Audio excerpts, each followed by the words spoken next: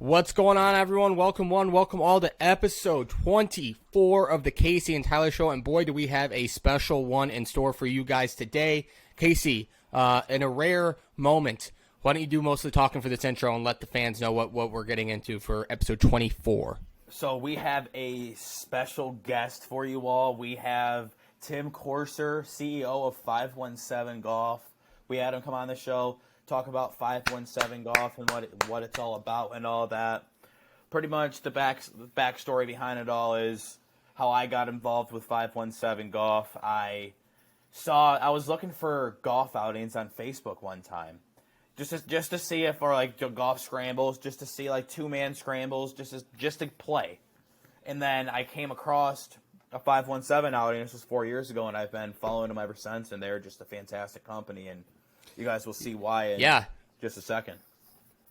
Yeah, it definitely, we definitely get into all things golf and all things 517 golf related. We get into Tim's personal background story and how this journey's been for him. And honestly, it was just a really fantastic conversation. We could have talked to him for a decade, it feels like. And we hope you guys enjoy it. And we're definitely interested and going to be doing some things with Tim and 517 Golf in the future. So very excited for that. Yeah. So here's the interview right now.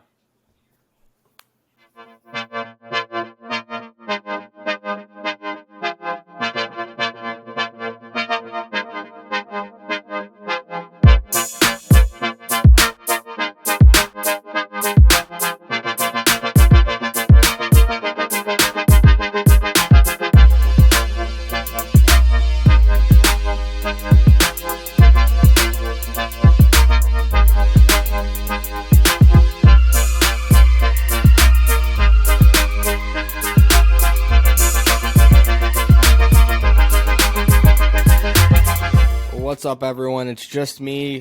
Just a quick update here before we get into the interview with Tim. Also, again, I've said it a number of times, but shout out to Tim. Thanks again for giving us the opportunity to come on and talk about 517 Golf. The beginning of the interview we did through a different platform, and the audio just wasn't there. So the first 20 of the minutes of the audio just got corrupted, unfortunately. There's still plenty of the interview, and you didn't miss much, honestly. But the next time we have him on, we'll be sure to go back through some of the things you missed in that 20 minutes. But just wanted to let you guys know if it seems like it picks up at a weird spot, that's what happened. But enjoy the interview. Have a good Thanksgiving. Appreciate you guys. Love you. Thanks. Got it. Did it say it? It made me consent to record. All right. So before our unfortunate technology issues, Tim, you were telling us about the golf show and how you have a polo guy now, which means you made it, obviously. But just if you can continue going with that, you said you were hosting a game show or something along those lines. Yeah.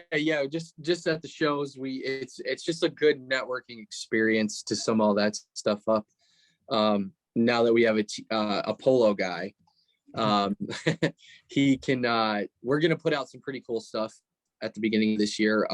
We're kind of working with a lot of upper tier resorts. Now that people are, we're in a great destination golf wise where people travel all over the place, and not only do they travel south, but they go north. So we're going to work with a lot of courses up north, like Treetops and Polecat, on some special, like customizable designs between the co-branding, bringing the two together. I love that. So when you travel up north, you'll see a lot more of our gear, but it'll be predominantly, that golf course base, but we'll be attached to that. So I'm pretty stoked about that.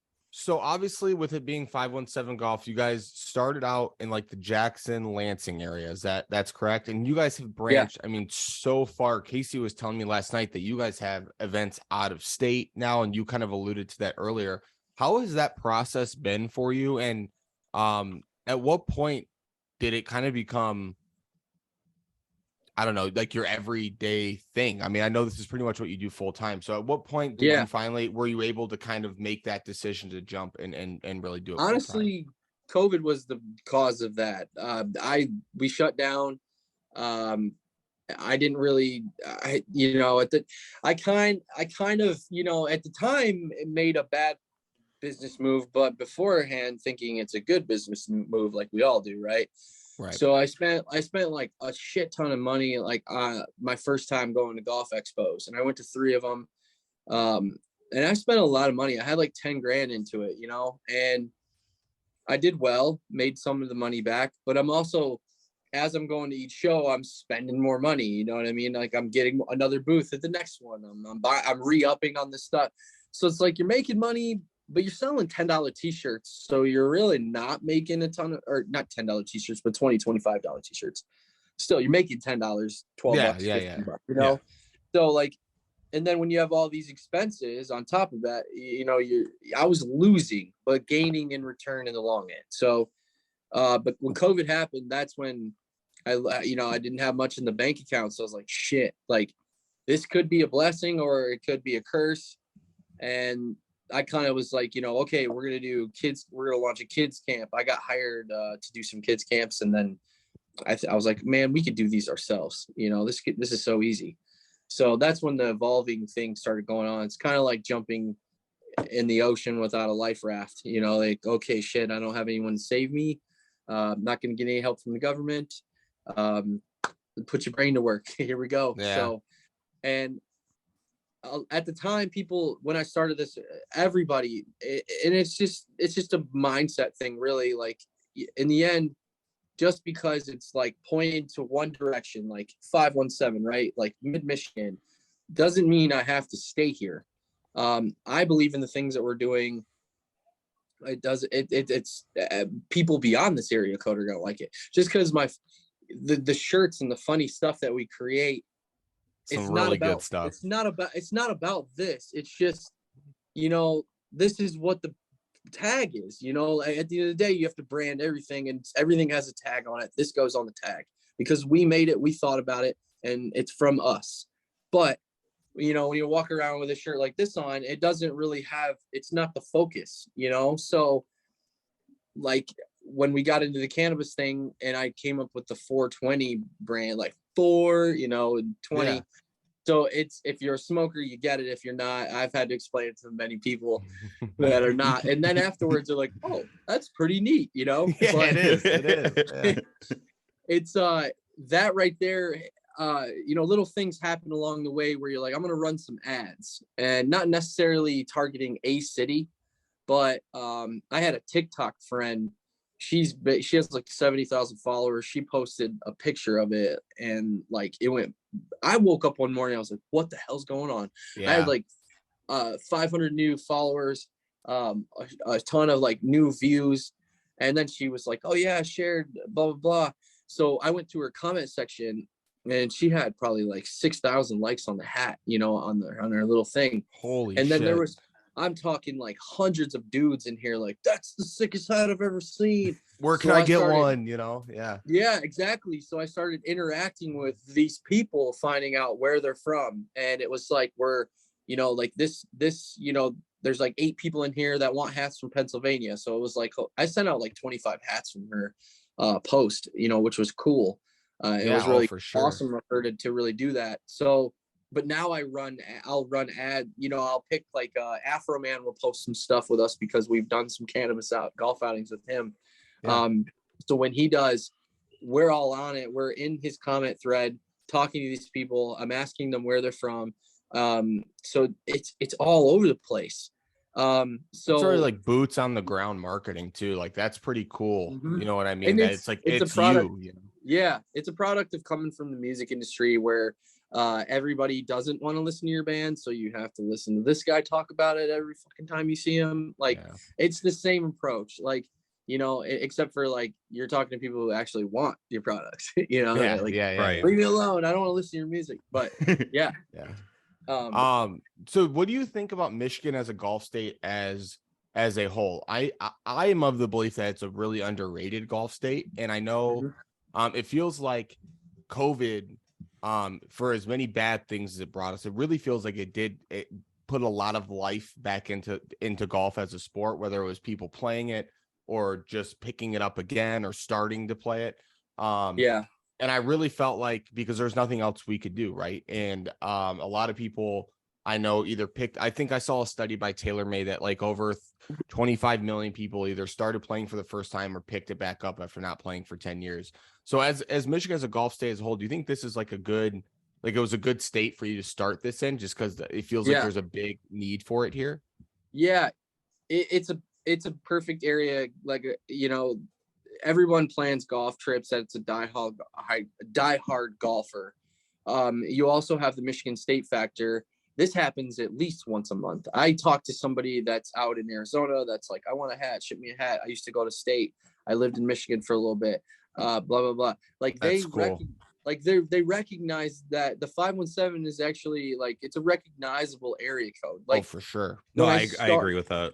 When I started this, and it's because it's all given to the college, let's be completely honest, and plus the golf courses there, but you sprinkle the college in it and it's like the icing on the cake, because those kids are here for 4 years, have the best memories of their life, then they go home wherever it is 5 states away, and then some guy asshole like me shoves a hat and they're like, oh my god, like it's kind of, it gets so, if I had the marketing budget I could sell hats all day long, but it's, we're going for bigger things here. But what was the other question? Did I answer all your questions? No, I was just gonna say, so I know that like you've traveled quite a bit, like not just because of this, but just like because you're an avid golfer yourself. Compared to other states and other areas, I mean, how do you think the golf in Michigan stacks up? I think. Sorry, it's okay. No, we're also a dog-friendly podcast. I'd put him outside, but it's raining, of course, the shit. But anyway, no, this is one of the best states because now that I'm doing this all over the country, I'm finding out like they're diehard golfers everywhere. But as far as golf is concerned, the price between the economic price of what it costs to go to a solid golf course, it blows most places out of the water. And then you sprinkle in the top of like, oh, well, I have 18 different places to play here, and I only have to drive 40 minutes. Which one should I choose from? That you bring all of that together. I honestly, I'm not saying like every place destination has its beautiful gems, right?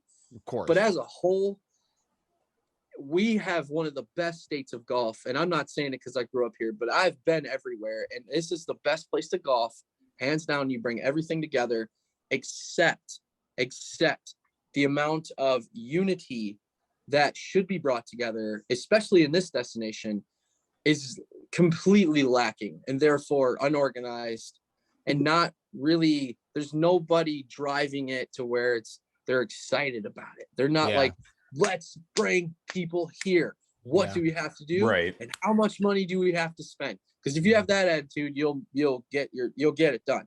But, and also I only say this stuff because I've been on media trips with like decorated sports writers that are like 65, they've been doing this for so long. They've been around. Yeah. I'm like the youngest guy on the trips by like 20 years. And I'm not saying I can knock them at all. But I love being in guys. They're Hall of Fame sports writers, and they're going all over the place, and I get to hear stuff from them, and they ask me questions, and it's like, and I see how these tourism bureaus and destinations treat us when we come in. I see how they do it, like, and they spend a lot of money bringing us in. I'm not gonna lie, but they take us to all these places, and then we disperse and go throughout the country, and we write about our experiences. So, but at the end of the day, like, that is the only thing. And that's what, I've gone on 4 of these media trips, and I'm really working hard with some of these guys, podcasters like yourself. I just went on Texas Golf Insider the other day, and we're going to try to listen to that. It was great. It was great. That was really good. Yeah. That was Mike is a cool dude. We're going to try I'm going to try, with the help of people, to try to get more courses and local businesses to be involved. Because that's when I say unity. Because who wants to go somewhere when they don't know, like, oh yeah, I want to go golf at this cool golf course, but what else is there to do? I was gonna say, if you're doing a trip, you want restaurants and bars and things like that that you're not just gonna be stuck in your Airbnb, right? Yeah, be like, I'm gonna go there, I'm gonna golf and go right back to my hotel and sleep and do nothing. Right. Like, no, I'm gonna enjoy the city I'm going to. They need to know about our, like the parks, not necessarily the parks, but the Cascade Falls here is a beautiful spot. But regardless of that, like, what is there to do in town? There's no reason that the golf courses shouldn't be coordinating with the local eateries and the bureau to try to get packages in here. But we have found kind of like a step where, you know what, we're going to do this ourselves. We haven't really initiated the launch yet, but I want to work with these courses. I want to work with these, because we did during COVID. We went out, we didn't have a lot of content to film, right? So we went to these local businesses. We were like, where can we eat today that's actually open and they're going to let us inside? So we'd research them online, go in, eat lunch, film, do free commercials for them, and tag and throw them all over our network. And everyone's at home. This is when we got the biggest viewership that we've ever had. We got millions of people watching us every month. So these local businesses are getting free advertising, and that's how we build the relationships with them. Because now they trust us. We're not in there robbing them, having them pay us $1,000 and then we, deliver a couple videos for them. No, that's cool. We're pushing you for free. We genuinely love eating here. Here's why. So I think that we are now that we have the attention of the public and people and other destinations and sports writers, I can slowly start to rekindle this destination and properly lay it out to where, what, who the hell wants to golf in Texas in July when it's 187 degrees? Right. Yeah. No. You know what I mean? Like, Yeah. where's the best place to come in July? Here, but people don't know that, they don't know. They think of treetops in Gaylord. That's great. And that's the only place in Michigan that I have come across that has a good plan, a good bureau. They involve their community outside really well. It's like, but then you go to other places like you're saying, and it seems like it's just two totally separate things. And like you're saying, it shouldn't be like that. I know I don't know, I'm sure you've heard of them, the No Laying Up guys. They do a golf podcast, and they did their annual trip here in Michigan a couple of years ago. And you just touched on it, but they said economically, the prices here you can't beat them. Like the courses that you can play here for 40, 50, $60 would be $100+ any other state. Absolutely. And I love that here. Even the small ones, like the local muni right now, I pay, if you like looking for your ball for 25 minutes every hole, I mean, you can go play for $8 right now, and you can play. They probably won't even charge you to make, the turn or play more. Like, and it's in the spring. I remember as a kid, going to Goss's Green Valley, not too far from me, and paying $5 to walk 9 holes as a 15-year-old, so, and that's a big reason why. That was another thing, like, we could talk about all day, is like golf courses as a kid, coming back to those, but yeah. But so you're a big golfer yourself then, huh? I didn't know you've been golfing for that long. Well, I haven't. I actually started when I was 12, and I golfed till about when I was like 16 or 17. Well, I golfed till I was about junior in high school, and I was more of a baseball player. And after college, I moved to New York City to do music stuff for like 10, 12 years. And I never had any money to golf, like just not any money in that business. Right. Yeah. So when I was 31, 32, I went through a rough patch. And at the rough patch, my grandfather was also passing. He's the one that got me into golf. So my mom was, she came to me and she was like, this is probably the last summer you're going to really spend with your grandfather. He's not doing too well. Like we don't really think he's going to make it, maybe toward, so we golf every day all summer long.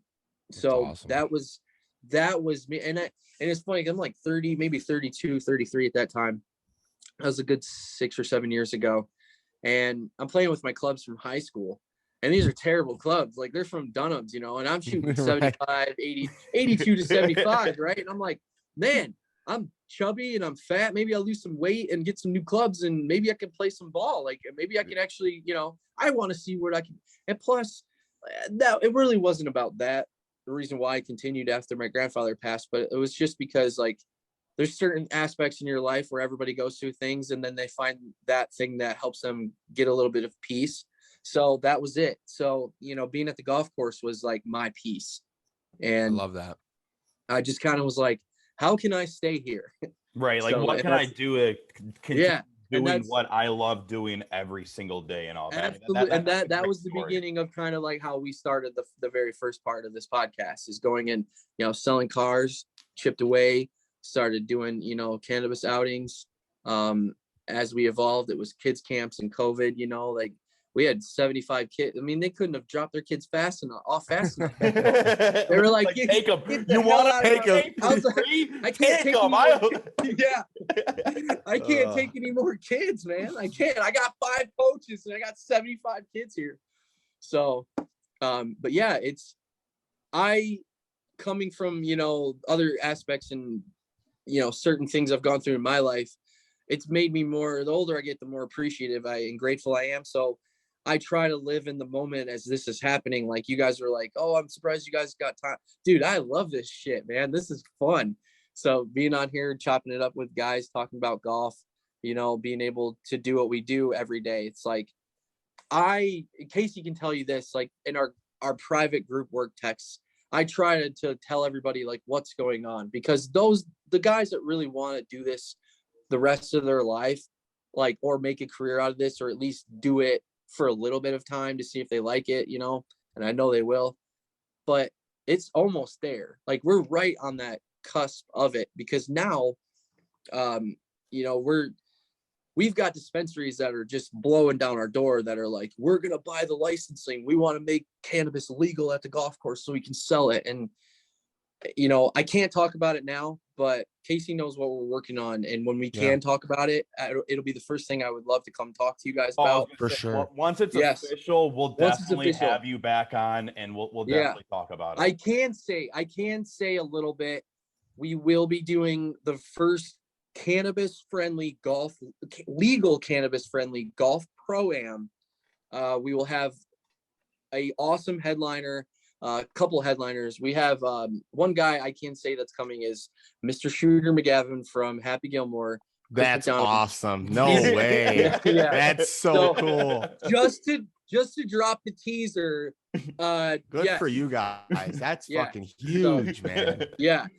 He's a character too. I've seen him playing some programs on TV, and he gets full into character. I think, and that's a good get for sure. So what I wanted, I'm not gonna. Listen, the other guy coming in is not Adam Sandler. Let's just get that off the table. However, Happy won't be there. I do want to be the first to go on record and say I do want to be the first one to try to attempt to pull off history and do the biggest cannabis golf pro-am golf outing you will ever see in your public golf outing. And I believe that this lineup could sell more tickets than a live and a PGA golf event right now. So the ultimate plan is, if someone's out there watching, please don't steal this plan. So we want to get Adam Sandler and we want to get Shooter. And that's why we got Shooter, because we really want him to we want him to go to bat for us when the time comes. Yeah. But if we can bring the two together, come out here. Yeah. If we can bring the two together, bring the two together and legally market it, Gilmore versus McGavin, live and in person. Like, are you kidding me? Like, I think $1 million idea. Oh my God. Dude, listen, Shooter, if you're watching, Adam Sandler, if you're watching, it's not about us. The fans want this. The fans. It's for the kids. I'm telling you right now, mark my words. This event, if we can pull this off, it will sell more tickets than Live or PGA. And I think it's a good time to do it, because golf is such a fucked up state of mind right now. Excuse me. No, it is. And no, it is. No, I agree. I agree. It's like bringing both worlds together. You know what I'm saying?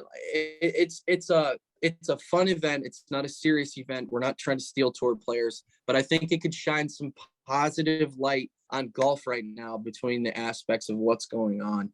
So that's the ultimate goal, guys. Yeah, that'd be awesome. Anybody watching this needs to tag Adam Sandler, and we need to make this happen. We'll get that going. We're gonna blow it up. We're gonna this exact part where we're saying Adam Sandler. We're gonna blow it up on Instagram, TikTok, everything. Everything. I know. Now, I'm excited because it's a one-day event. You're gonna be able to golf in it if you would like to participate in the pro-am. It's a public event, so you can also come out. We're gonna have live artists out there, like doing live art on the golf course, graffiti artists doing graffiti. We're gonna have a cannabis tent where you can legally purchase cannabis if you're 21 and over. But yeah, we're gonna have some other celebrities out there. I just can't really get into the names just yet. So we're working on Casey, we get a chance to play in our first pro-am. How do you think we're gonna do? Right. Well, we'll see if I might be helping out. I might be helping out during that one. I'll be listen, you guys. This is what we should do, because we talked. You were the ones that came. Let me come on and talk about this, right? Do you have the capabilities to go live out there on the golf course and walk with us? Oh yeah. yes. I think you should Let's play. do that. You should play in the morning outing so you can have some fun, and then in the evening time you should walk with us with Daly and film the fucking match, and you'll have exclusive rights to put it on whatever you want. We'll do that 100%. Yeah. You guys, I love that. Yeah, so one hole you guys. We'll get our fun in the morning, and then we gotta lock it back in because we're gonna be walking with John Daly now. Come on now. He's gonna be at the senior champions event in Grand Blanc, and where our event's the next day. That's his agent's the one that recommended it. I don't see why he would say no. Yeah. Right. Yeah. I mean, it's right up his alley too. I mean, he would have a blast. Stupid blast. So Tim, do you get a chance? I know you're so busy with this. You get a chance to, like, were you able to play quite a bit this summer, or just too busy with this? No, I got to play a lot. We film a lot of our stuff too, and I'm looking forward to Casey's wrist healing up so you can come back. Oh my gosh, I know. That's one thing. We got a nice camera for next summer because we want to do some golf content as well. And we're just like, Casey's just like fingers crossed. I mean, he got the surgery. Hopefully it heals up well.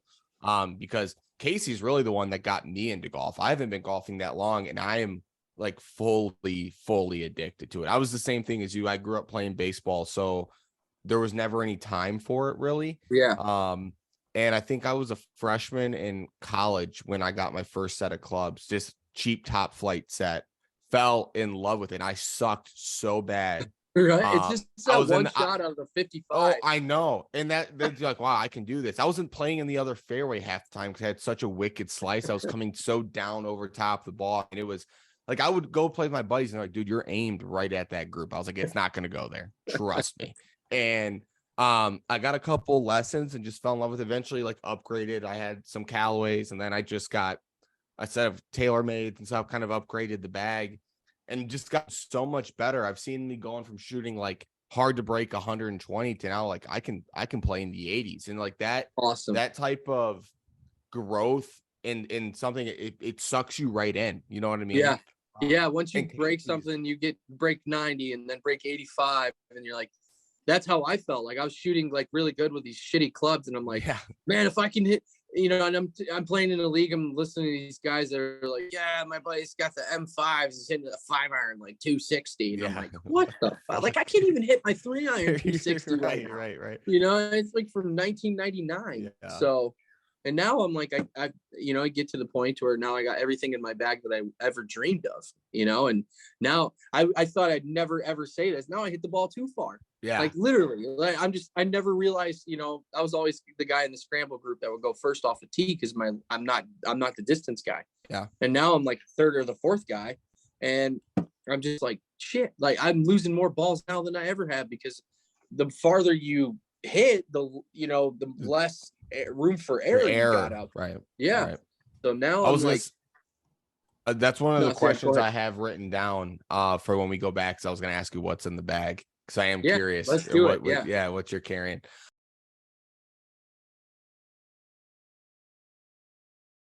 All right. So Tim, I was just asking, like, what advice would you give to a guy, just starting out? What do you think is the most important aspect to work on in your game? I mean, I would say club selection. From those guys from like 10 to like 20 are pulling out clubs. It's situations that just are going to make it completely worse for you. Yeah. And it has nothing. And honestly, the second thing, I find a lot of guys when they get closer to the green, the proper like fundamentals that they need to use are just not there. Like, a lot of guys are up there with their weight, their legs shifted out, the same way, where the weight situated like evenly. And then they take like a 90% swing and they're like 20 yards away from the flag. Like, when in all reality, you should shorten it up, maybe even open it so you can get your hands through and shift your weight forward. I actually think me and Casey did this during our lesson, if I remember correctly.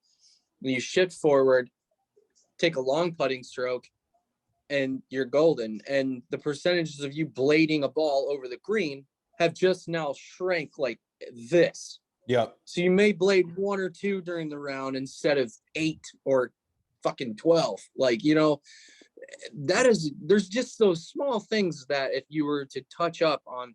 That's why when I do have time and I can give a lesson, I don't really like to be with anyone on the driving range. I feel like I absolutely give you no value whatsoever when I'm on the range, because anybody can stand there and just be like, oh, you're dissecting every swing differently, like, oh, well, I did it wrong that way that time. You might have, if you're a good golfer, you might have one thing in there that's messing with you. A tendency. Yeah. But if you're a golfer like yourself, me, Casey, during, for example, when I putt, I have a tendency to yank outside. You know what I mean? Like, I can't fix that. I'm not good enough to fix that. I just try to do the best to You adjust yourself putting to, because you yank it. You're like, okay, well, I go this way all the time. I'm gonna go slightly this way. I'm gonna go slightly left because I push it right. You play toward your tendencies, right? It's like me. I have a little baby fade, and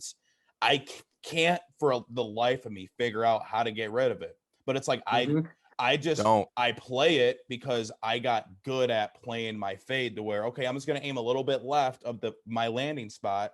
And then my fade is going to bring me right back into where I want to land. And I'm a good enough golfer to where I play with my strengths and play with my weaknesses pretty much. Yeah. And that's, you just have to know your game and beat yourself, which, let's be honest with you, not many people can mentally, like, let's take, for example, before I got on this podcast, I was coming straight home from the gym. I skipped breakfast, didn't have any lunch. I'm starving, right? I am trying everything in my willpower to not stop at McDonald's, because what the hell did I just do? What the hell did I just do for? Right? Yeah. So, but not a lot of people are capable to pass right by McDonald's. Right. Especially when they're hungry. Like, so take that and transition that into golf. That's pretty much how people are. They in certain situations, instead of playing what they know should be their own percentage. Also, one thing I like teaching in my lessons is the short game is where you should really start if you're a new beginner. Like, learn how to putt, learn how to chip, learn how to do what you need to do within 100 yards. Everything else will kind of come afterwards, For sure. But during a lesson, learn how to score, right? Yeah, during a lesson, every shot is different. That's why, like, it's not the same pattern. It's a different club. I usually let the lesson go out, for a couple holes, and I'll let them do whatever they want. I'll let them pick whatever the club they want, and I'll ask them, like, why are you picking this club? And then, you're going to end up in the same situation type of shots, like, during your round multiple times. Right. So For sure. I let them do the couple holes, and then we'll get into 4, 5, and 6. And I'm like, we're going to do this my way now.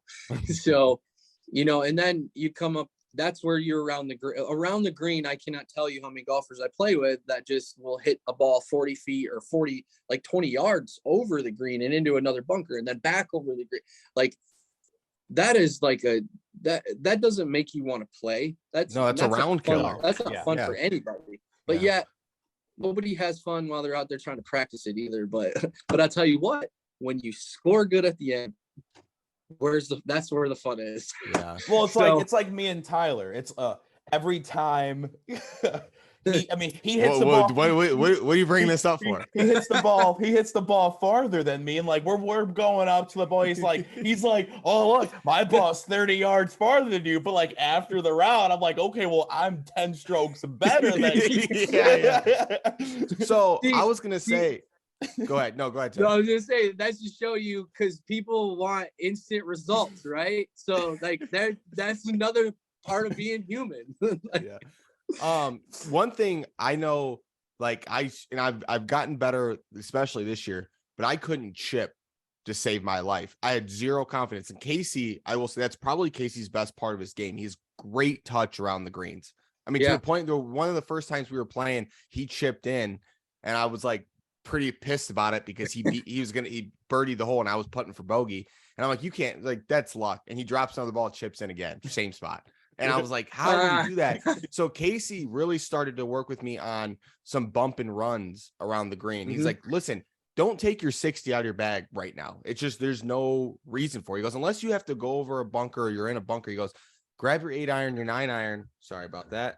And he goes, just bump and run, keep the ball on the ground, and things like your margin of error shrinks a lot.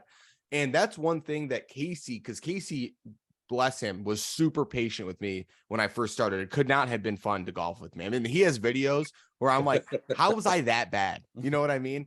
And but like course management has become such a thing that I like. My cousin just started this year, and that was a big thing I told him, was like, hey, like, I know the driver is the fun club, but that's just not the club on certain holes. And that's something that took me longer to learn than I would have liked. And going out with Casey really helped, because he's like, look, dude, you don't need to use, just because in your head you're like, this is my 100-yard club, you might not call for it. You know what I mean? That was what I learned from Tim when he gave me a lesson. I was like 140 yards. I'm like, okay, I can hit my pitch and wedge this far, and I hit it. And like, he asked me, he says, why did you use that? I'm like, well, that's my 140-yard club. And he says, well, why not use a 9-iron? Yeah, your 9-irons, you're a lot farther of a club, but do a little bit less of a swing. Go like 80% or 75% of a swing, because you have more control with the club at that time. And then you have a better, and at that time I did that, and I had a way better result, and I incorporated that into my game, and that made me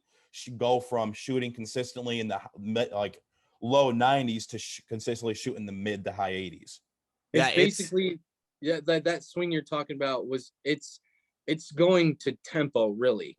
Like if you just pick up the 9-iron and swing it the way it's really designed to be swung, not like, I've got to get it, like, I can't hit this club more than 143, so I got to get all of it. Like, that's a little dangerous to me. Like, when it comes to your scorecard, like, take the 9. It's just like, no one's asking you to kind of like, a chip where it's like you gotta like kind of decelerate in some situations, but like, it's just a 1-2.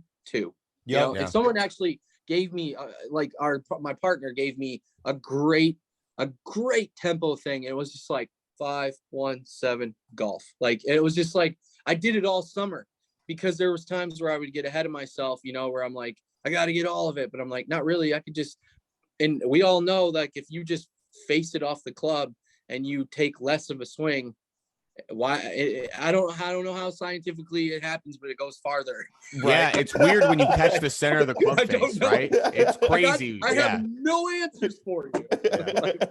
I don't know. It's been quite the revelation. I mean, like, I started a golf league, or I didn't start it, but I started playing in a golf league. I think this was my 3rd year. And my first year was very much like, I'm getting maxes on holes. I think it's double par. So like, you can only get a 6 on a par 3 for pace of play. Right. Yeah. And it was fun, but like, going out there and knowing that like, you're really just going to get destroyed. And to the point this year where people were like, how the hell are you down to like a 6 or 7 or whatever? And I'm like, I've just been playing a lot. And it's like listening to guys like yourself and Casey, where they're like, just think when you're out there, like it on certain par 5s or par 4s, it's like, if you get in some trouble, it's okay to be like, hey, don't play for bogey, but like, make that like the worst outcome. Don't try to be a hero. You know what I mean? And play within yourself. And I mean, golf's given me a lot. I know that you mentioned like with your grandfather, like when my mom was sick, Casey and I would play all the time, because it was just a good place to be, where, like, I don't want to say you could be untouched out there, but it's something about being out there that just brought so much peace. And golf it's given me so much in the last couple of years that, like you said, I've just become obsessed with it. But Well, now that we're on the topic, I know we talked about this, but when we weren't recording. So what's in the bag, Tim? What are you rocking with nowadays? Yeah, I went from like the Wilson Dunlops from Dunham's to my dad has a Dunlop putter still. I think they will never leave this planet. There will always be a Dunham set somewhere. Yeah. I then went from my Dunham set to Nike coverts for a little while, and then I just upgraded last year to the Team PXG guys. I started working with them, and now I have the last year's model Gen 4s in my bag, which I seen this year's model. I love all their clubs, but honestly, when you spend $3,000 or $2,000 or whatever it was on club, it was a lot. It was the most I've ever spent in my life on anything. I think I paid for a car probably. I think I bought a car cheaper than I did these clubs probably at one point in my life. But you know, and that's another story, a topic we can talk about all day. Which, you know, I never thought I'd be the one to do that, but I knew that it would help my game, and it has tremendously. Like I was telling you off air, I'm hitting a very first 7-iron. You know, I hit a few with my Nike covered in the PXG fitting, 175, right? Just the average. And the very first swing with a 7-iron from the Gen 4 selection, I hit it 211. And I'm just like, oh my gosh. I turned around to my girlfriend and I said, I know we're at the end of the season. I think it was like $1,800 for the set. And like I said, I'd never spent more than my Nike coverts are $250 on clearance, you know, like. Yeah. And that was still a lot, probably. You know, I mean, yeah. PXG was like they're more in like that expensive end for golf equipment, but I've always heard great things about their clubs. Yeah, never heard anything bad. I'm not gonna lie, man. I've driven the ball further than I ever thought I could ever. I'm not saying it every time. Like, you know, there's certain aspects like with these clubs that I have, they're way more heavier than I've ever had in my life. So really? I went from hitting a high cut, you know, off the tee to, you know, or even with my irons, I would hit like a cut, and I'd hit a 7-iron 170. But if it came out the trajectory these clubs were made for me, I'd probably hit them the same distance. They're just, you know, my clubs are, you know, the technology's slightly off, but they're tipped a little certain to forward. So now I'm hitting absolute rockets that come out low, and they'll get height. You know, they don't like come into a green hot and roll 20 yards. It's more like of a penetrating ball flight. Yeah, it's insane, man. I can hit a 5-iron like 240 easy. That's crazy. It's stupid. Like, yeah. And I mean, like you said, it's almost too far. You know what I mean? I'm hitting, like most courses I'm going to now, I'm playing from the backs and I'm still hitting a 5-iron off the tee. Yeah. And I even upgraded to, I got this, I want to get cut down a little bit, the same length as my 5-iron, but it's a little lengthy for me right now. But I got the driving iron that they have, the X iron, and it's more like a 2-iron. But I hit my 5-iron farther than that thing. Like, it's stupid. Like sometimes, you know, I'll hit it and I'm just like, why the hell am I even pulling this on my back? I should just go get my 5-iron. Right. You know? Yeah, I can hit it just as far. Yeah. It's weird because the only difference is when I mishit my my driving iron, I actually hit it far. I hit it still far because I'll blade the shit out of it if I miss it, and it'll just take off real low and run about 70 yards. Right. So like that's a big reason too why I'll hit it. And if I'm like, but if I'm on and I can't miss, I'll hit 5-iron off. You know, if the hole is like less than 400 yards, I'm hitting 5-iron. Yeah, because if I have 100, I have 150 yards in, I'm hitting pitching wedge or 9-iron. So like, you know, and then the amount of confidence that these clubs give me, there's, you know, when I play the big boy courses, like we'll go to Harbor Shores and for the shit and giggles play from the very backs, and this is where the PGA Senior Championships is. So it's like 7,000 yards almost. Oh. And that's a big boy course. I cannot hit 5-iron off these tees, but sometimes when I do, when it's like, oh, it's too tight, I'm gonna hit the ball out of bounds. I'm gonna take an 8 if I do that, you know. So then I'm just hitting iron out there, and I'm like 220 away. I don't really care because I can hit a 7 or a 6. Yeah. Like if you know what I mean. So I'm not hitting 2-iron, 3-iron, 4-iron off the tee, or not off the tee, but off the fairway like most people would. That's where I think technology matters. You know, like you can be 200 yards away all day long, but if you're like, shit, I got a 7-iron. I love hitting a 7-iron. you don't really think about it. Like you're just like, all I got to do is hit it right, you know? So yeah, and that's about it. I love that. I got PXG. I got a Nike wedge and a Cleveland wedge in the bag. Okay. So, but I'm a fan of the Nike wedges. What are you putting with? I going back and forth. I was with a mallet, and it's by Heavy Putter.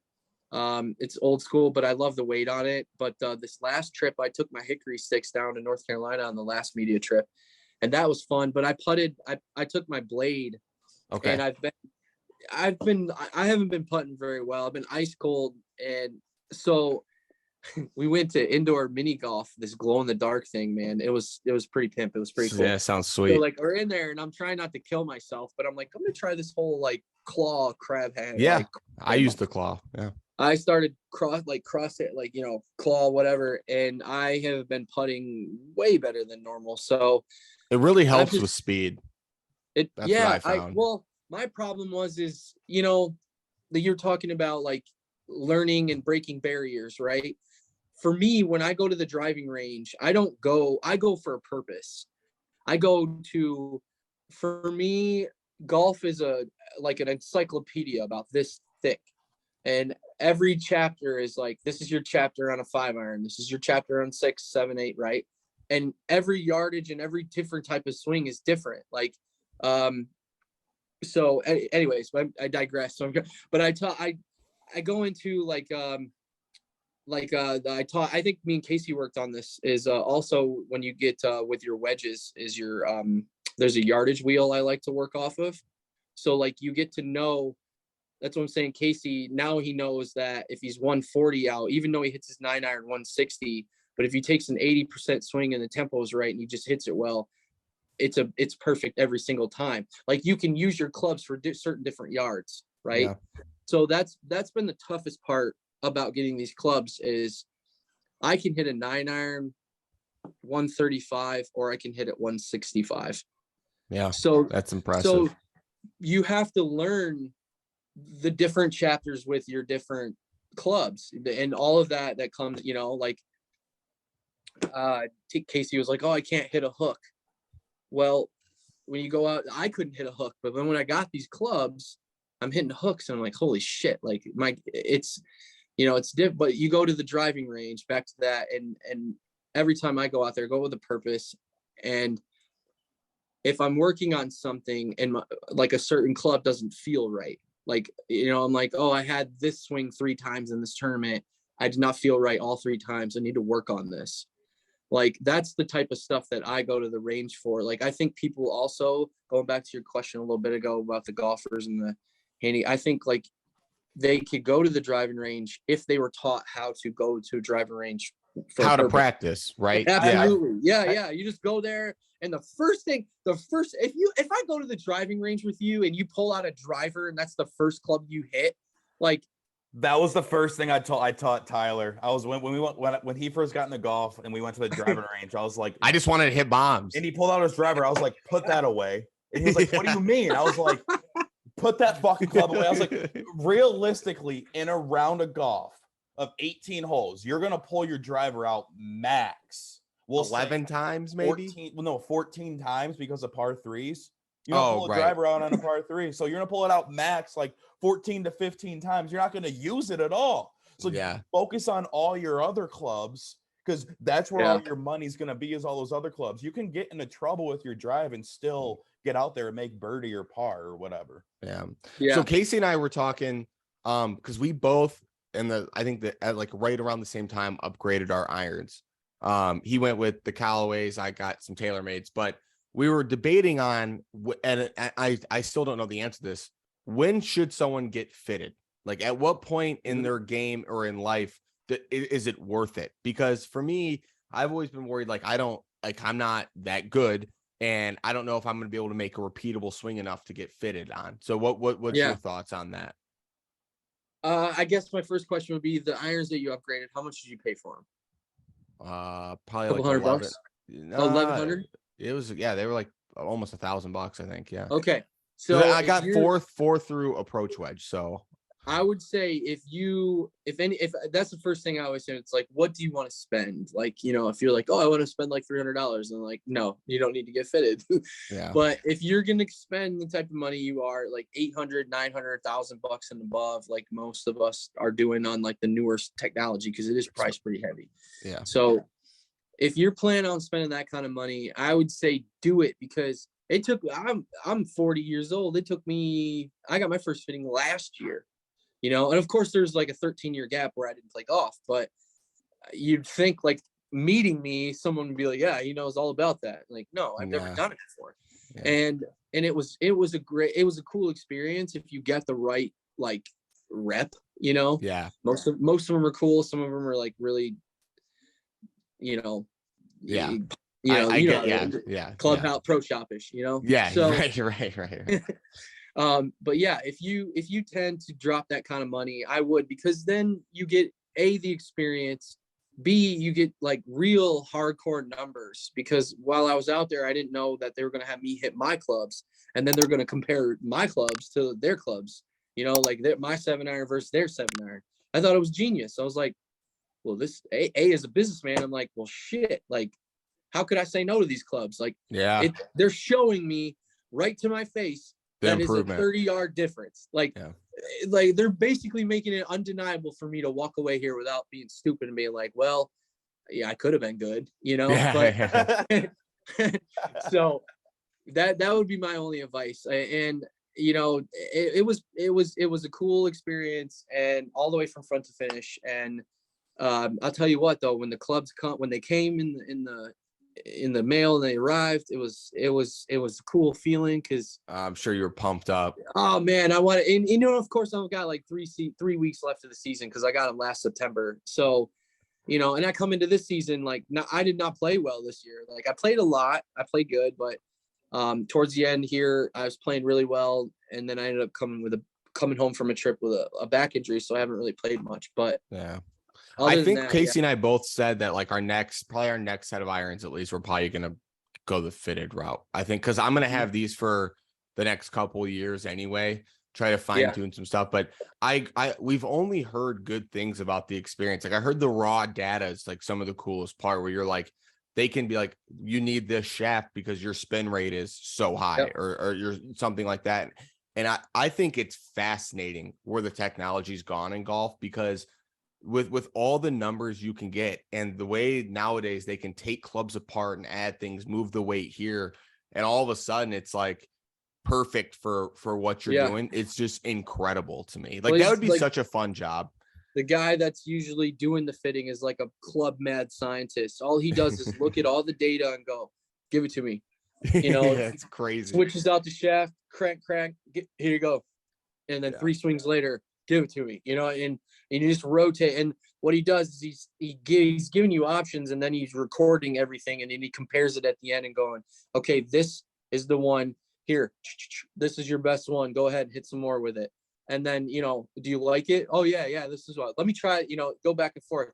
And all of a sudden you nail the one that you want down, and, you know, it's, you got everything you need, and it's up to you at that point to score. Right. Yeah, it's on your point. I did my job and gave you the perfect. Yeah. Now it's on you to go out there and execute it. No excuses, right? No excuses. This is built literally just for you. Yeah. And if you suck, then it's probably your putter. Yeah. So earlier you brought up Afro Man. How did you get how did you think about going after a person like Afro Man and bringing him into like the golf industry? Yeah. So I've been looking for the perfect host, for, you know, a celebrity host to bring into the to add another experience to the cannabis thing. Because I felt like if I didn't make a move sooner or later, I'd probably have like a couple of years left of it, you know, and people would start copying me or doing it a little bit better. You know, I think like adding this, you know, I've always looked for like who can be the cheapest, you know, cannabis ambassador that I can find that's not going to like, you know, because it's a numbers game at the end of the day. I still got to pay the golf course. I got to buy stuff, you know, here and there. I got to pay for ads, all the stuff we give away. So, you know, I don't want to like break the bank and just do stuff to do stuff. So we finally found him, and we worked, had him come in. I used to work with him back in the day for music stuff. Not a fan of working with a lot of his people, so I told my assistant, me and my assistant were driving home from Mount Pleasant. We were coming back from Polecat, and I said to him, I said, I think Afroman's a perfect guy. He's like, oh my God, that would be, would it cost? I'm like, no, it'd be perfect cost. And I'm like, I don't want to deal with him because it's a whole nother world. Yeah, I was gonna say dealing with those guys can be the difficult. mentality is basically like, what are you gonna do for me now? Not like, let's build something. It's not like that. So I said, if you want to work with him and you want this to happen, here's his phone number. Call him, see what he says, pick his brain. And so we call, or Travis, my partner called him, and they connected, and it worked out a deal to do the first one. Next thing you know, I'm talking like less than a day, if not a half a day later, we had, I don't know, 5 dispensaries that gave us an astronomical amount of money to make it happen. So, wow. Yeah. And they gave us, we had one dispensary that I'm not going to sit here and like say this is the price, but a ballpark price probably gave away $10,000 to $15,000 worth of product to all of our golfers all year, like collectively combined all year long. So that's incredible. I mean, man. the very first outing you came to, you got a joint, a cartridge for like your pen, and a gram of wax. I mean, that alone is like $100 in a dispensary. Oh, so for sure. If not more, right there. If not more, yeah, depending on quality, if not more. So, but yeah, it worked out very good, and he is going to help us. He's the one that we're rolling out, and we're going to Phoenix in January. Oh, that's gonna be cool. Yeah, we have a huge response from a lot of the dispensaries. Team spots are already selling. We're gonna probably mix in Vegas the same weekend, or we should know today. And then yesterday we got we're going to Bend, Oregon. This is pretty much all with Afroman. We're going to Oregon, Portland, Oregon, Bend, Oregon, Seattle, Washington, Sacramento, San Jose. Yeah, these are all legal cannabis areas. That's insane, man. Holy shit. Boston, Connecticut, and Nova Scotia, Canada, and Kentucky. And then we got Michigan, of course. So that's awesome, man. That's fucking, that's sick. And the whole plan with this is to use Afroman to open. These are going to be private events, right? So you just come and golf with Afroman, you get your meet and greet with him, and it's a good time. You get a dispensary goodie bag and all that, and you get to meet everybody. But these are going to these cities. We're trying to open doors to bring the event, the big one that we're talking about that's going to happen here in Michigan. We want to roll that out, and hopefully the person that's coming into headline, we're talking to him right now about putting their name on the entire tour. So it's in works, but I think we're very close to making it happen. So I just think that this year is going to be laying the groundwork in a lot of those cities. But incredible. So yeah, that's pretty much the gist of that. What were you gonna say, Casey? It looked like you were gonna say something. Oh no, I wasn't gonna say anything. So I was gonna say just a question here. What advice, if you could go back to the start of it, what advice would you give yourself? Wow. Man, that's probably the best question anybody's ever asked me. I might steal that for my interviews later on. There you go. Take it. Feel free. No problem. If I could stare myself in the face 5 years from now, I would tell myself not to get emotionally hung up on the people that I want to be here, but they themselves don't want to be here, which means I've had a lot of people that, come into play and they want to do stuff. And we literally try. I mean, everything we do is a formula. So if you want to get where we're at, here you go. And a lot of people just, they don't want to do it. They don't want to take advice from people. They want to do it themselves. But along the way, that just because that stuff happens doesn't mean you're not friends and you don't get close with somebody, you know? So there are a lot of people before this year opened my eyes to something different because we had, it was so monstrous. You can't dwell on the past anymore after a year like this. But leading up to this, there were a few people where I missed them, but I knew that they were toxic for the formula of where we're trying to be. And a part of me just could not let go of like, I wish they could be this person I want them to be, but they wanted to be what they wanted to be. So it's tough when you have to let go of relationships like that. It's emotionally draining when you put so much time into somebody or multiple people like I have, and then the end of the year comes like right now, and like life comes, they swoops them up. I'm not here to distract them. Something else comes and they forget, and it's not like when you come into this company, Casey will tell you, you have to work, but if you work, you can work less and make just the same amount of money as anyone else, if not more. Yeah. But I know that like you're obviously, I mean, one of the more generous guys I've ever met. I know that firsthand. One, you're giving us your time right now, but this summer, I helped out and I worked one of the hole-in-one challenges and walked away with a ton of money. And I was like, you were the one that walked. Okay, so he was the one that did the one at Fox Hills. That was you.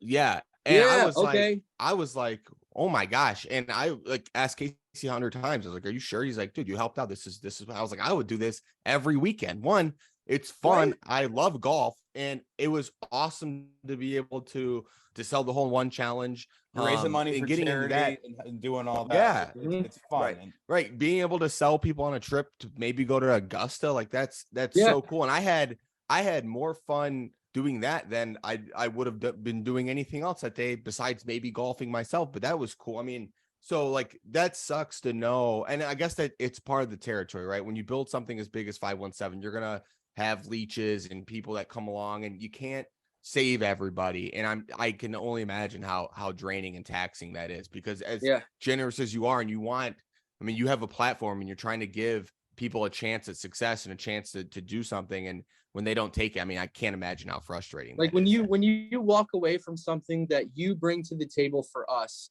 I give you the network, right? We're the umbrella network, and we can make a lot of things happen with our network that can ultimately become your thing, And that's what I've always tried to express to people. It's like when you're out there doing par 3, like you're either out there for two reasons. You want to go out there and make money and take care of your kids and pay your bills. We have employees that are like that. I respect them. I love them for it. And that is what it is. Right. But then you have guys that, are like, follow us on social media. They're like, they're like, I want to build something for, I want people to know me. What better way? Yeah. Are you spending a Saturday afternoon out there? Yes, of course. But is it worth your time? Fuck yeah, it is. Like, obviously now that I know that it was Casey knows.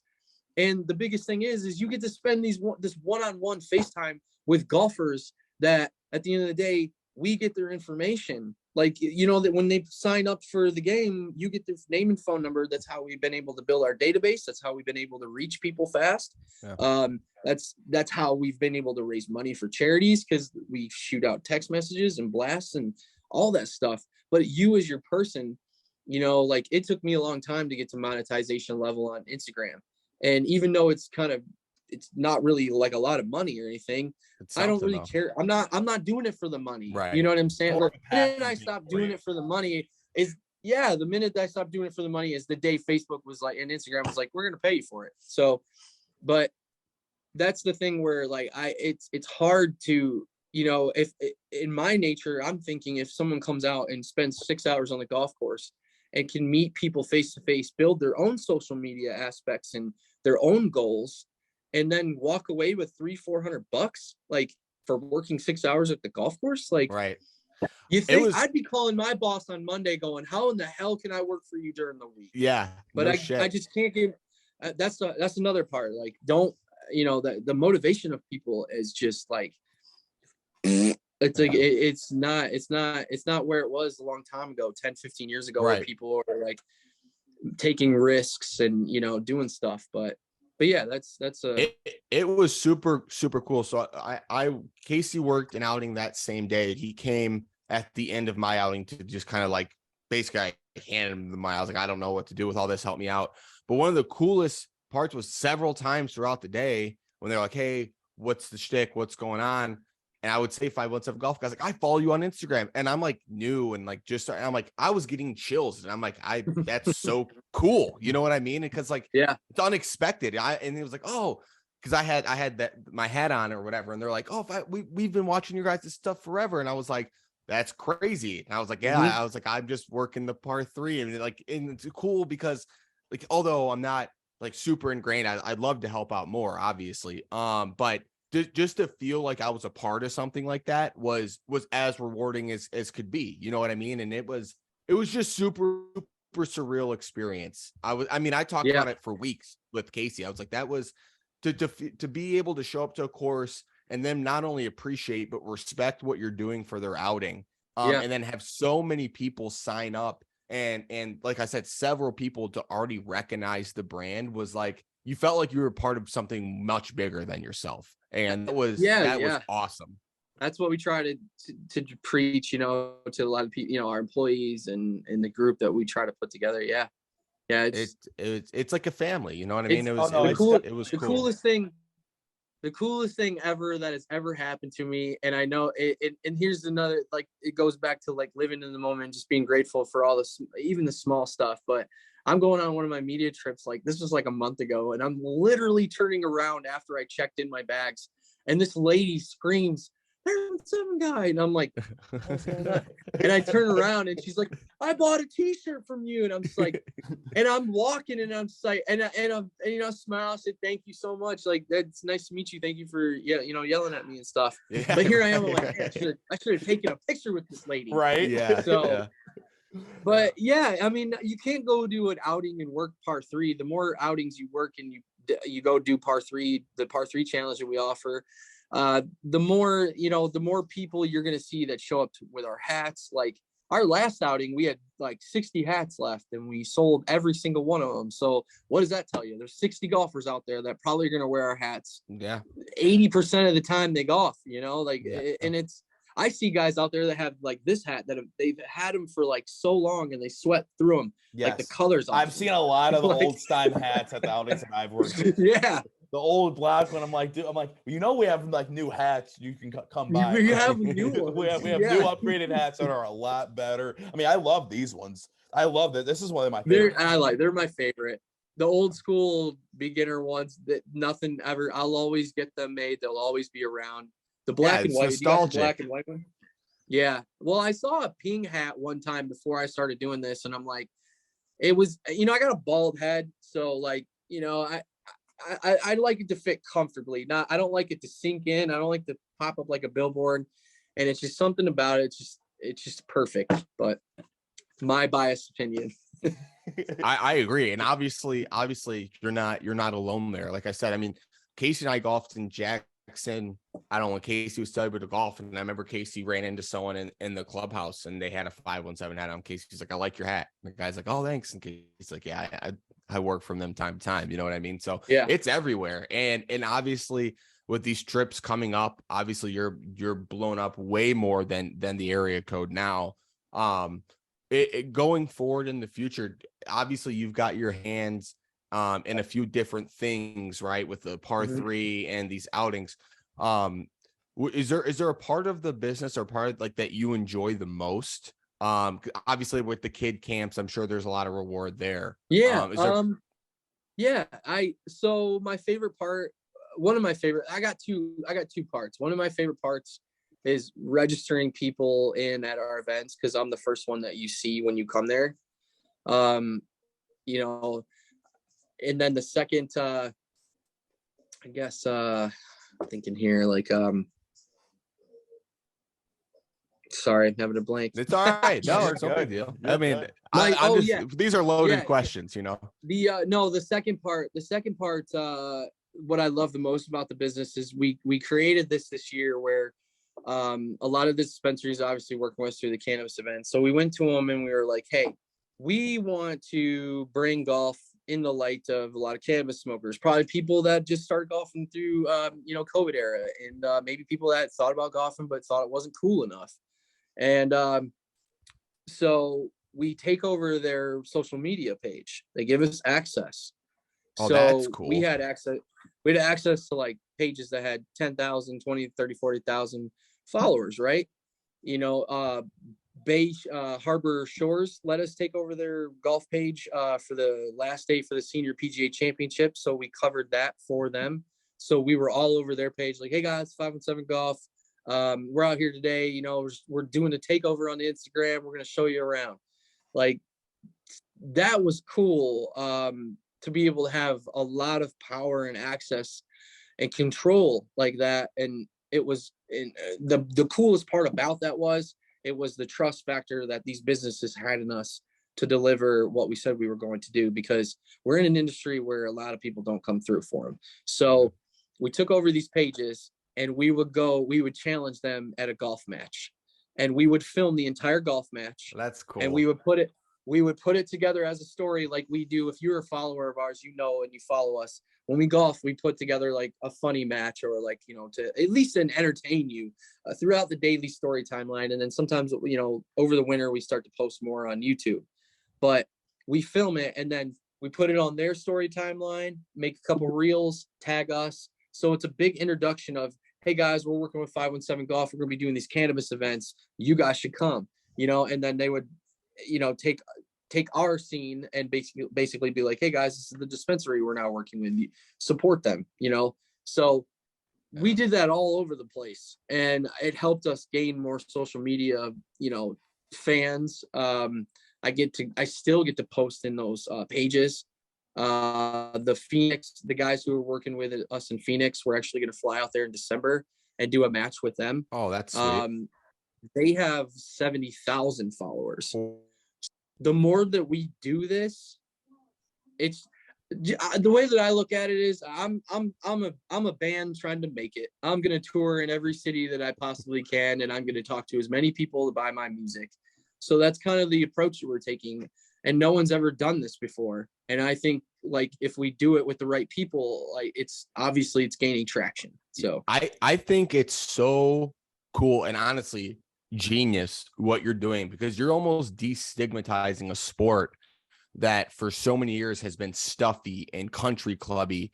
And honestly, there's a whole section of the population, like you said, that probably is interested in playing it, but doesn't think that they may fit in necessarily. Yeah, they're like, I can only do cannabis at home, but now you're telling me I can go to a golf course with all these other people, a really nice one with all these people. I can meet Afro Man. I can do this. There's going to be dispensaries at the course, and I can go out and enjoy myself and do something that I love doing. When a year ago or 2 years ago, I was hitting a bowl inside my bag just so I didn't get caught smoking on a golf course and all that. Yeah, that's why it's genius. A lot of these sports writers that I go on these trips with, they're freaking out because they're like growing up in a time where like every single one of them would have been thrown in jail for life doing this. Right. Yeah. Right. So, right. Yeah.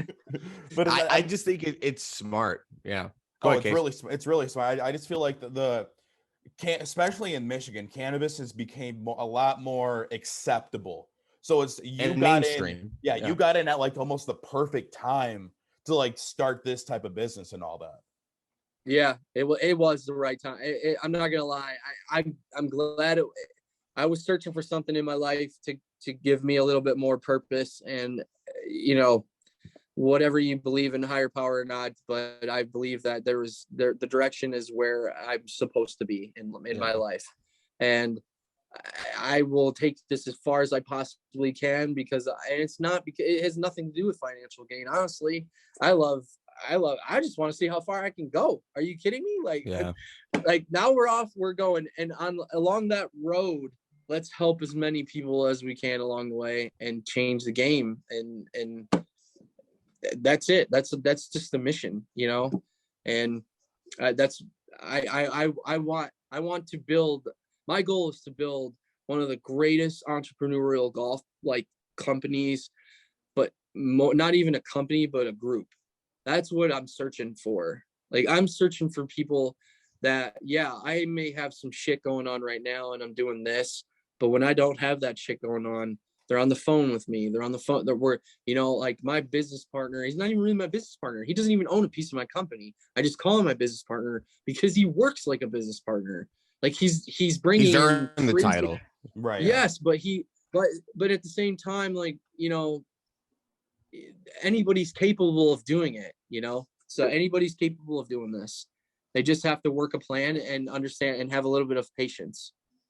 Yeah, I'm sure patience has probably been a big thing, because obviously a business and really like a lifestyle brand that like you're building does not come overnight. And I'm sure there's been a lot of blood, sweat, and tears to get to the point that you're at now. Which is just incredible. A lot of late nights, a lot of long nights, a lot of long nights that led into the next day of having to go meet somebody to play golf and play like shit. Right. It's just amazing that you took a company that like it was based out of like the 517 area code, and now you are nationwide. You're like almost a national brand right now, I would say. Now that you're going to Phoenix, you're heading to Boston, you're heading Oregon, you have Boston. Either they're going to Canada, East Coast, West Coast. You're all over the place now. I mean, that's just amazing. It's just been amazing to watch the journey of from the beginning of me. I didn't even realize that was the first, like that was your very first year was when I started following 517 Golf to like where you are now. It's just it's mind blowing to see something like that happen and to actually know the person. It's like, yeah, I've watched Barstool, I've watched that documentary, watching what Dave Portnoy did and all that. It's like that's almost like what you're doing right now with 517 Golf and like the cannabis and golf industry and all that. Oh, for sure. Sure. And I love the whole fact that it's been kind of built from the ground up, like with your bare hands, you know, figuratively speaking, but like it's super cool to see that you were passionate about something and then you just went 100 miles an hour, you know, at it. And it's inspiring. You know what I mean? I'm sure there's a lot of people out there that are listening that are like, whether it's golf or something else that they're super passionate about, that hopefully this can give them, you know, some motivations, an idea that all it takes is a little bit of grit and just focus up and get it done. And obviously there, you know, like there's a method to the madness, right? Like you kind of had a plan and you just executed it, which is just awesome. Yeah. And we're definitely not done. We're just definitely getting started. Getting started. Right? Yeah, I was gonna say to the moon. But it's just like I'll always refer it back to music because that's like the life I came from. But a lot of the bands that you hear on the radio, you're like, oh, well, they're just now getting together and they're now making it. You know, like, dude, these bands have been together for like 15, 20 years. You know, they've been going at it, and like, you know, however many more podcasts I have to do, you know, like it's a grind every day. And if you guys could one day, I'm sure your dream is to one day do this full time, you know, for sure. Who doesn't want to have a badass show, sell a bunch of advertising and have some famous people hang out with you? Like, so, and it's a dream. You guys are taking that step, and you know, it's fun. It's fun to watch. I remember seeing you guys post your first clips and shit. Like, I see the quality get better every week. It did. So, like, it did. Yeah, it was rough start. You guys are. It's the same thing in every aspect. You know, just taking those steps, being patient, getting the right thing and right people around you. So that's all. That's all it is at the end of the day. So it's going to take a while, though. That's the hard part. When you're searching for the right people, it will take a long time. You know. So yeah, nothing's going to come overnight. A lot of trial and error there. For sure. Yeah. It's just trying to find the right people. Up, yeah. Like, I was gonna say we can finish up with just a few more questions, but go ahead, Case. Sure. That next summer we should have a Casey and Tyler show versus 517. I mean, I know I'm part of 517 Golf, but like Casey and Tyler show 517 Golf match. Yes. I think so. We could get how many strokes are we getting? No, I think we could give them a run for the money. How many strokes are we getting, dude? I think we could do it. I know Tim's good, but yeah, I'll put Travis on my team and then we'll even things out. There we go. Because Casey's gonna be our anchor. Because I mean, I'm hit or miss out there, but we'll see. That'd be a lot of fun, though. It'd be good content. That would be great. Oh, it'd be great content. Let's count that. Well, I'm putting it on the books right now. Yeah. We'll have to pick a nice course and go out and make a day out of it. We'll sell some hats for sure during that match. Speaking of which, we are going to buy a hat and we're going to give it away to one of the listeners of the podcast. How should we go about doing that, Casey? Like pick our favorite comment or something? Yeah, well, I'll say. Yeah, I'll toss you guys a hat. I got some left. Perfect. Yeah, we'll give one away to a listener and keep, spreading the brand and whatnot. I think that'd what be we'll fun. do is when we definitely post this one, someone will comment. We'll say the funniest comment, you get a free hat. Yeah, I like that. We'll send Tim over like a couple that we think, and he can pick the winner. Yeah, that sounds good. Whoever comments on it, we'll just throw you on a generator, and we'll just pick you from there. We'll just do. How about that? We'll do that. Yeah, that works too. Yeah. Okay. So, any final questions? I don't want to keep too much of his time. He's already given us 2 hours. So, I actually don't have any final questions. We've pretty much talked about. Yeah, all the questions I had written down, he answered just like naturally throughout. So that was great. Yeah, sorry, I talk forever. Sometimes. No, we love that. This was perfect. This is exactly how I felt like it was gonna go, and all that. This was a cool great app, and we'll definitely have you back on when you find out any. You can come on whenever you. Let me know, and I appreciate it, guys. We'll have you on. We'll get it edited as fast as we can, and then we'll get it out there. Yeah, for sure. Yeah. If you ever need a platform just to talk about some stuff, or like I said, we're hoping that you'd be kind of a recurring guest just because you're good to chop it up with. I'm down, guys. And when we get this confirmation done with, Mr. Who, I'm going to try to push to have him join some interviews. And if we can't make that happen, we'll get you to travel with our group that day, and you guys can podcast and record everything. And you could just YouTube. I'll get you a cart. You can follow us. You could follow Daily one hole, and you could follow McGavin one hole, and switch back and forth. Whatever, it doesn't matter. But we want to market it, and I mean, my goal is to do this correctly and have a warm up, and then bring it to like we were talking about earlier, Sandler's people, and really have something to go on. So and check this out. Cool thing is I think he's not going to make an appearance, but he's going to do a recording for us. But the famous boxing announcer, Michael Buffer, is he's going to do something special for our 420 golf tour. Oh, that's going to be so cool. Yes. Oh, yeah. He's a legend, man. Yeah. Holy shit. Yeah, that's super cool. Oh, I'm excited about it. So when all these details unfold, hopefully before Christmas. If not, we'll do it after Christmas. Yeah. We'll talk about it. We'll give away tickets. We'll do whatever. We'll do some fun. We'll do some fun stuff. Yeah, I can see a lot of content here between all of us. So I'm excited to keep working with you, working alongside you, and obviously just following your lead, man. Like I said, you're an inspiration, and we really appreciate your time for sure. Thank you, guys. I appreciate you for having me on here. It's been fun. Yeah, for sure. Cool. Fun. Yeah.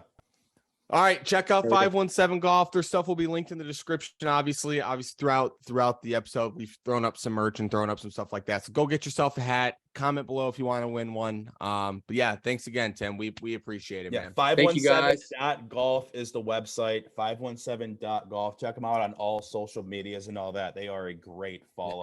Yeah. And definitely go to a 517 outing. I've never had more fun at a 517. So much fun. Like at a golf outing. I know. I can't go to another one just because I've had so much fun at a 517 outing. I had a little too much fun at one, if I'm being honest. Yeah, it's a great time. It's a great time. Check them out. And honestly, hop on the train now before it's too late. You know what I'm saying? Because this train's moving fast. So you better get with them now before, they're the next, or they already are the next big thing. But when they're too big, you gotta be on it now so you can say you were day one, like Casey is. So Casey was day one. yeah, for sure. Thanks for your time, Tim. Hope Appreciate you have a great rest of your day. And I mean, I'm part of 517, but hopefully good luck to 517 Golf. Hope you guys get to the moon. Actually, fuck the moon. Go past the moon. Let's get to a new level. Let's create a new level. When people say, I want to go to the moon. No, I don't want to go to the moon. I want to go to the 517 Golf level. Above the moon. Yeah. Let's create a new level. I love that. That's awesome. Cool.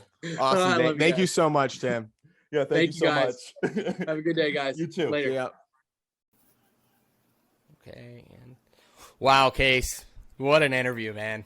That was a great interview. That's a lot of fun. Sorry for the technical difficulties, or technical difficulties. With that, we were trying to do it all through Riverside. We had an issue with, so we switched to Zoom. Shit, reminds me I have to cancel that subscription. So.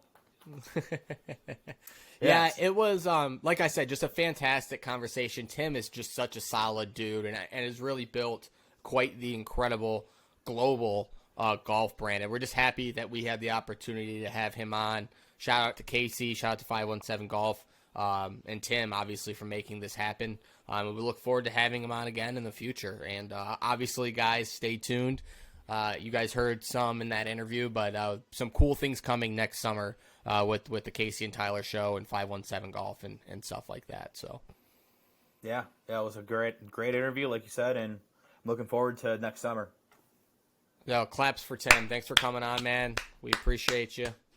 Yeah, thanks for coming on, and I wish the best of luck to you. I mean, I'm a part of the 517 Golf team, so I'll be riding along that journey with you guys, hopefully, and let's continue this going. But yeah, it's been a great time, folks. Been a great time. Casey and Tyler show. To the moon. Huge episode later this week. Massive episode. Go blue. Go blue.